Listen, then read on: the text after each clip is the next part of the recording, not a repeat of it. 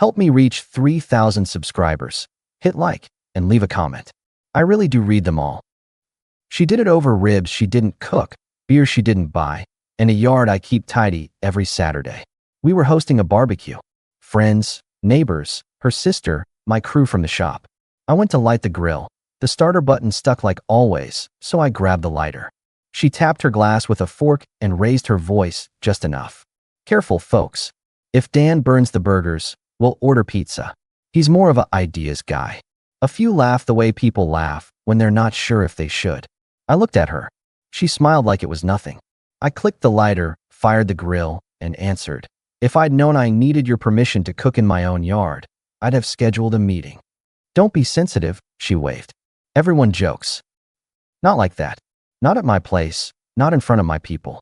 I flipped the lid and let the heat swallow the silence. If I'd known where it was headed, I would have bought more chairs for the show. After the first round of burgers, her sister Jenna sidled up to the counter. You do know medium rare isn't a personality, right? I slid a plate toward her. You do know sarcasm isn't a skill, right? Jenna sniffed. My buddy Mike from the auto shop clapped me on the shoulder. Burgers are solid, man. Across the yard, my wife lifted her arms like a conductor. Okay, people, bring your plates to the table before Dan decides we're doing things his way. I heard it clear. The way. Her way. Suddenly, every joke for the last month snapped into a line. I didn't yell. I didn't stomp. I watched, took inventory, and marked the moment. Later, when the last cooler snapped shut and the trash bags were tied, I found her at the sink. She was scrolling, moving plates with one free hand. I dried a cutting board and leaned against the counter. You enjoyed yourself? I told her. It was a backyard barbecue, Dan. I meant the running commentary. Don't start. Here's where I start, I replied. From now on, if you feel like entertaining at my expense, you do it without me. In my house, you treat me like a partner. That means no little speeches and no digs. She set the phone down slow. You're overreacting. You can call it whatever helps you sleep. I'm calling it a rule. She shrugged and reached for a towel. You always need to control the vibe. I control how I get spoken to. That's not a vibe. That's baseline. She rubbed the rim of a wine glass like it could save her. So what? You're going to put me on probation? No. I'm going to change how I show up. Family dinners? Paused.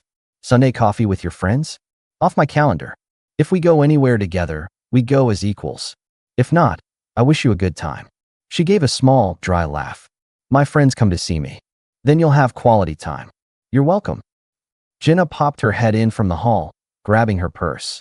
Everything okay in here? Yep, I answered. Housekeeping update. New rules posted on the fridge. Jenna rolled her eyes. Wow, so formal. Helps adults keep track, I added. My wife folded her arms. Are you done laying down laws in my kitchen? It's our kitchen until someone forgets that. And I'm done for tonight. I rinsed the last pan, left it upside down on the rack, and headed to the garage. Out there, silence was a person you could trust. I opened the safe, moved the titles and my backup keys to a new folder, and made a note to myself. Reroute deposits to my separate account. Not secrecy, clarity. If respect is optional, access becomes earned. The next morning, I sent a polite message to the group chat we used for neighborhood events. Appreciate everyone coming by.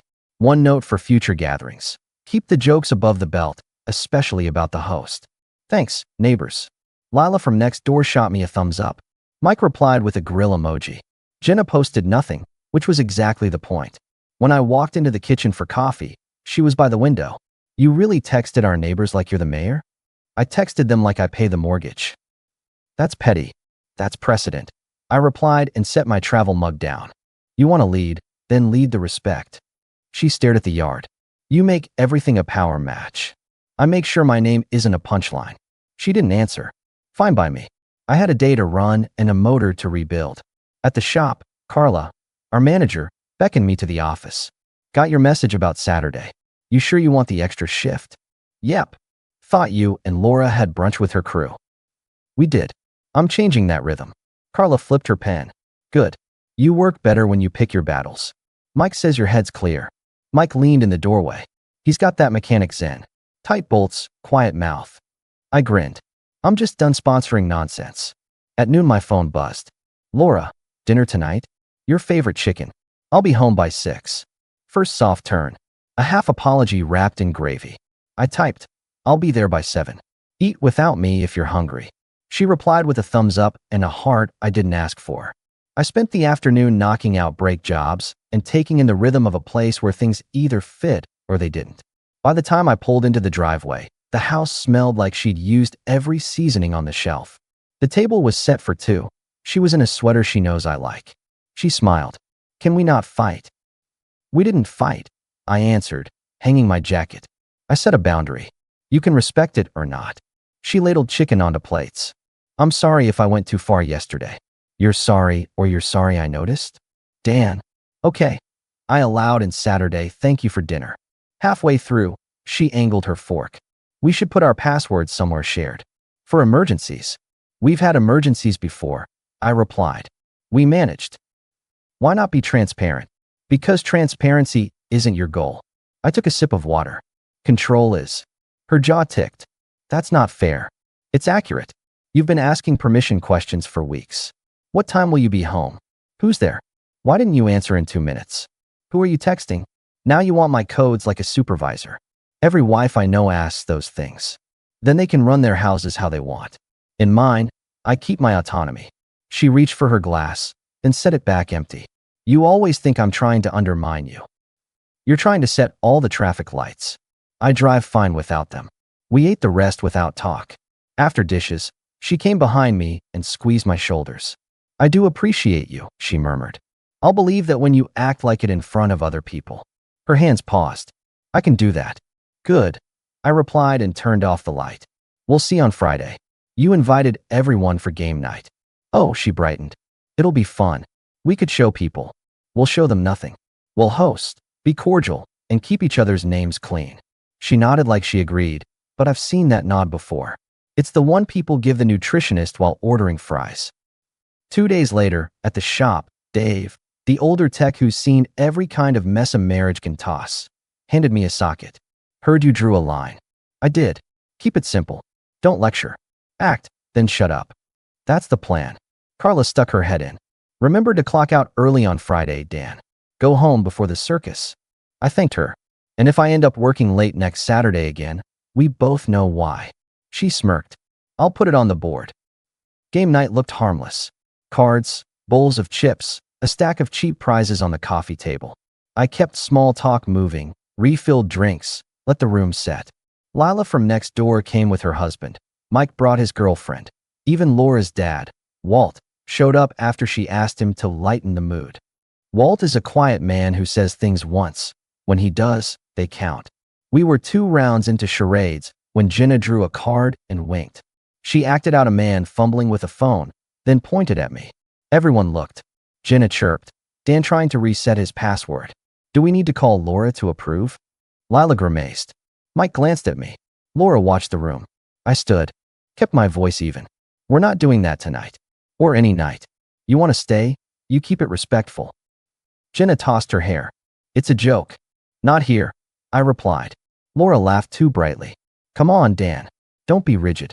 Walt set his cup down. He asked for respect. That was all he said, and it hovered like a rule in a classroom. Jenna muttered, whatever. She sat.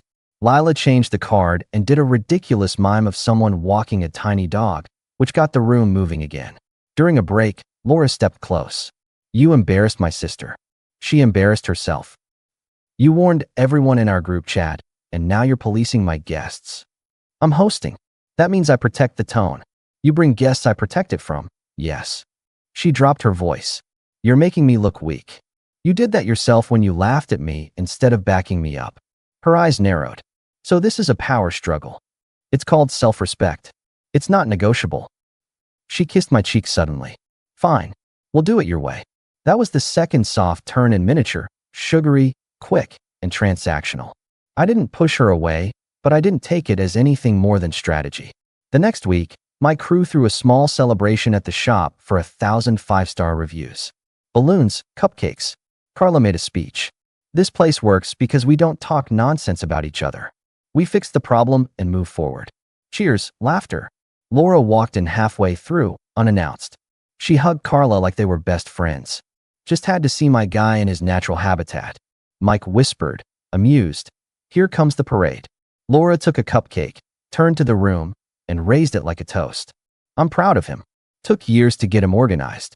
He used to be all over the place, but we've got systems now. He runs everything through me, so nothing slips. Carla's eyebrows climbed. Mike's smile died. Dave rubbed his jaw. I answered calm. That's not true. She giggled. He's being modest. I'm the calendar, the checklists, the approvals. It's why we work. You don't approve me, I replied. You're not my manager. The room went quiet in that sharp way a shop goes quiet. The air is still. You can hear the clock. I looked at Carla. Thanks for the cupcakes. I'm taking lunch. Outside, Laura followed. Why did you do that? You walked into my workplace and fed people a story where you're the boss of me. You keep poking the same bruise. I was being supportive. You were staking a claim. She crossed her arms. You want grateful or you want honest? I want honest. Honesty is, you want control. You've been inching it forward, public to private, joke to rule. That's ridiculous. It's a pattern, I answered. And it ends today. Her chin lifted. How? You'll see. I turned and went back inside. I ate my sandwich at the bench, not tasting it, not needing to. If you know a piece is cracked, you don't keep adding weight and praying. You swap it. You don't write a sermon. You get the tool.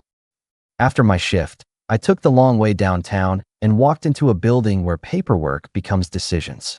I filled out forms, produced what they asked for, signed where it mattered. No drama. Just the simple choice to stop auditioning for a part someone keeps rewriting.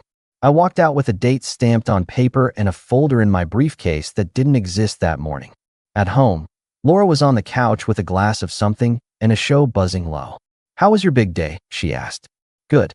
Productive. You're not mad about earlier? No, I replied. I'm clear. She paused her show. Clear about what?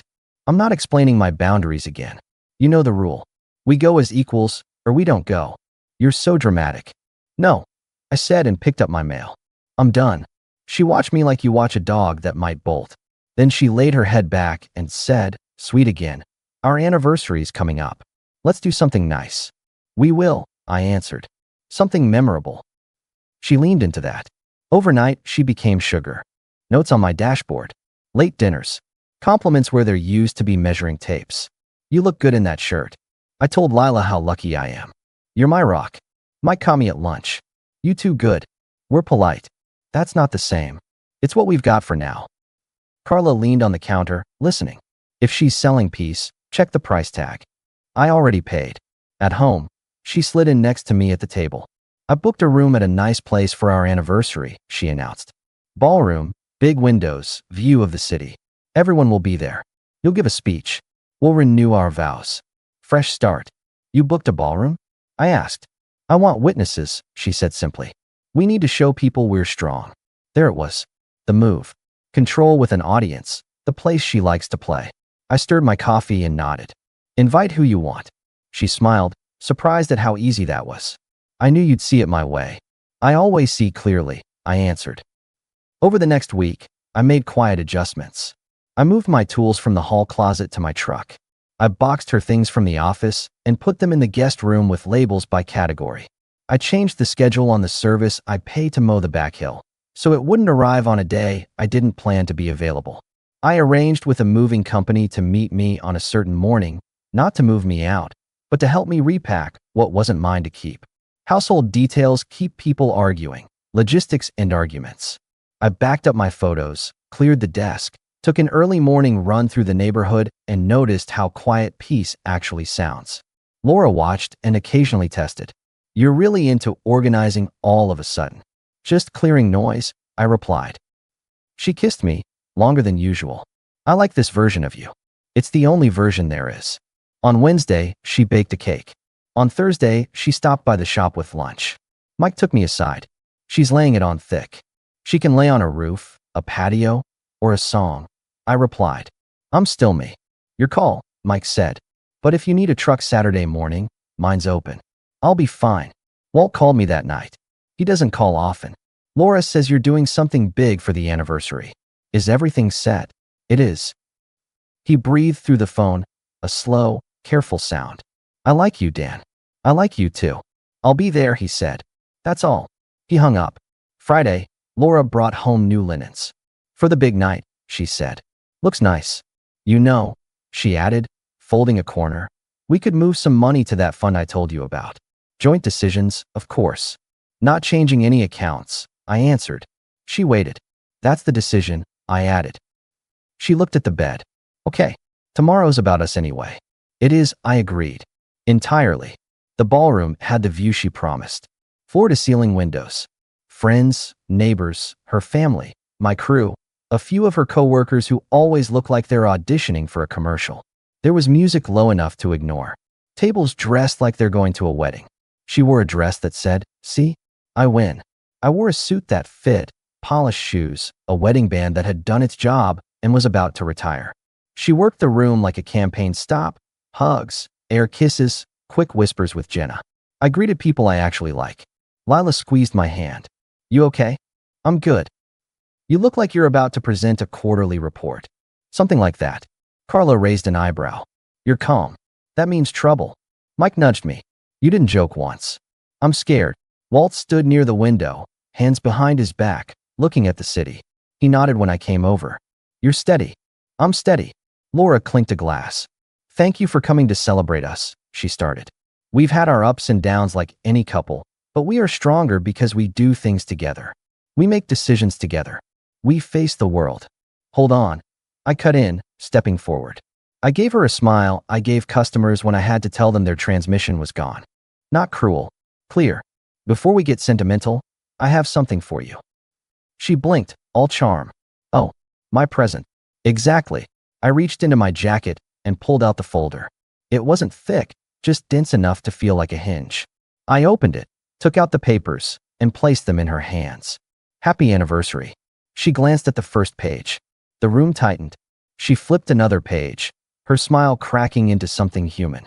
Color rose on her neck. She snapped her head up. This is a joke, she said. It's not, I replied. What is this? She demanded, her voice cutting the room. My freedom, I answered. Goodbye.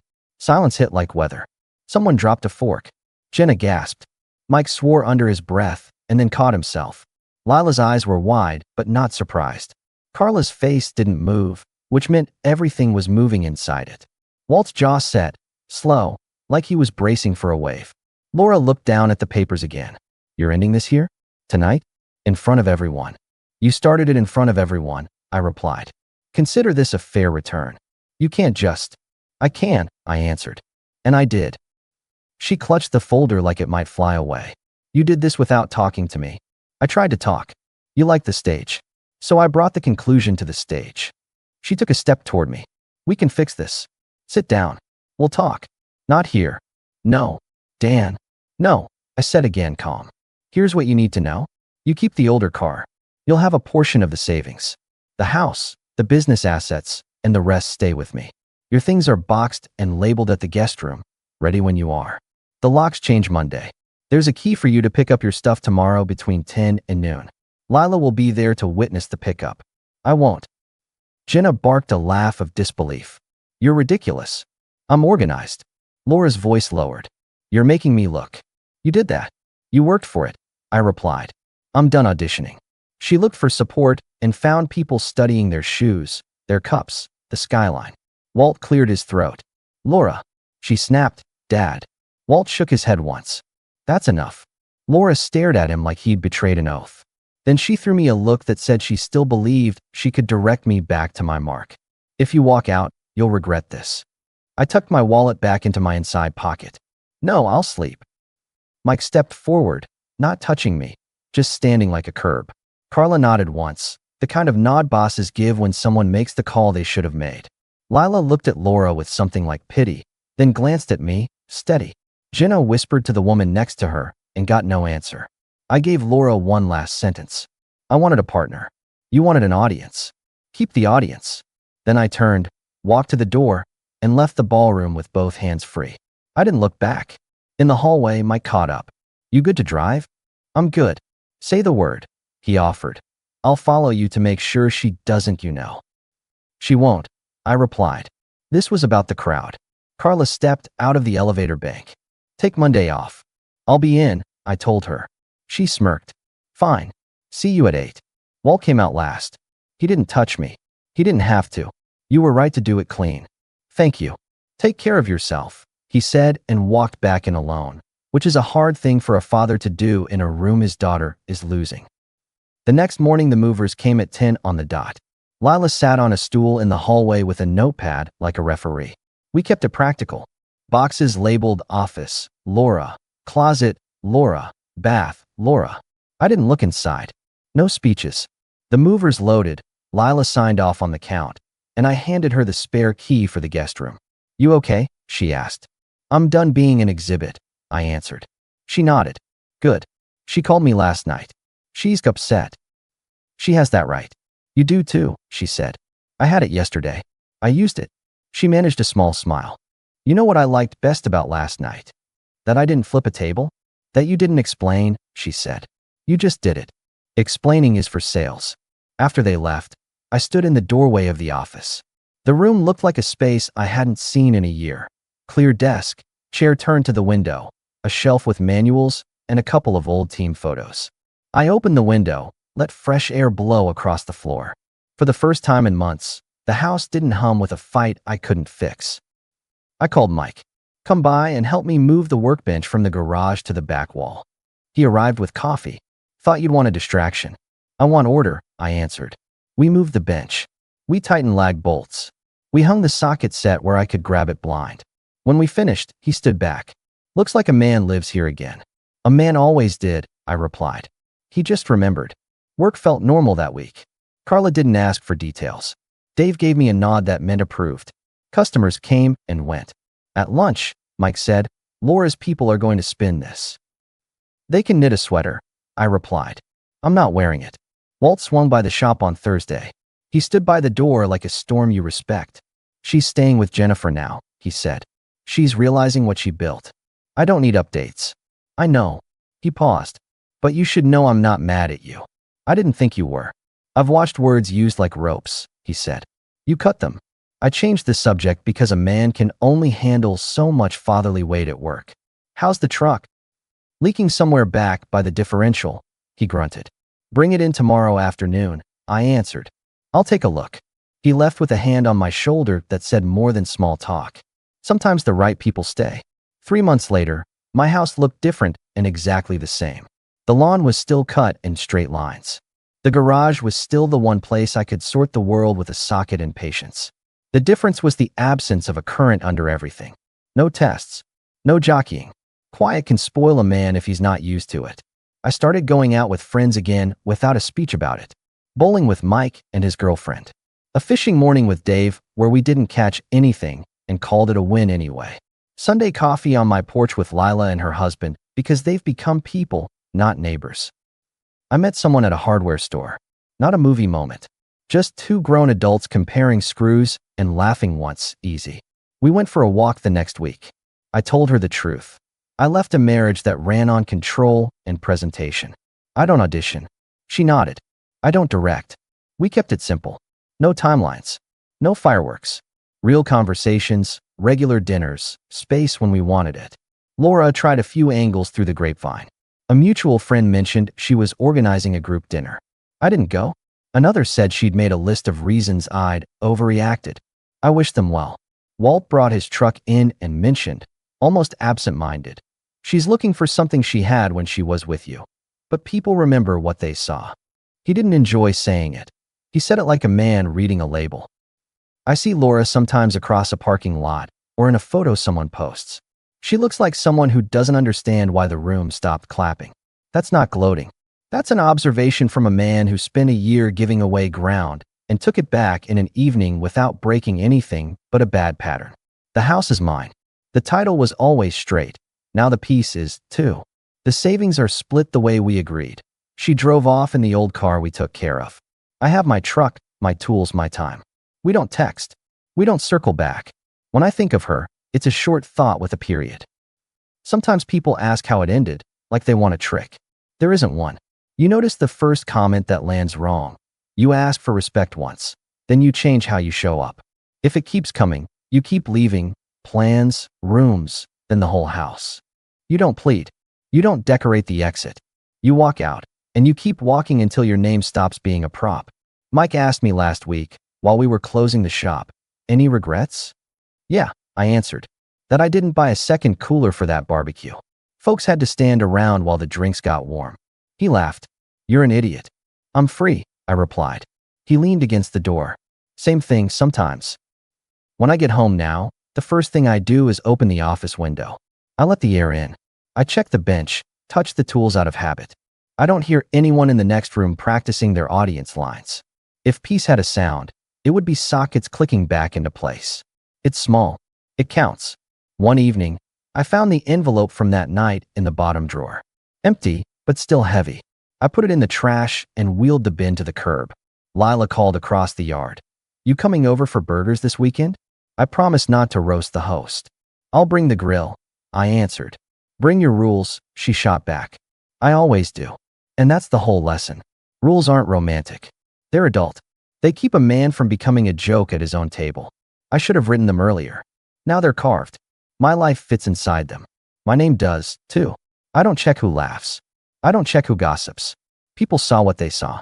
They made up their minds. Some stepped closer. Some backed away. That's fine. The ones who matter know the moment a man stops being scenery and starts being the one who decides where he stands. You don't chase applause. You choose the door. Then you go. And when someone asks, what was that?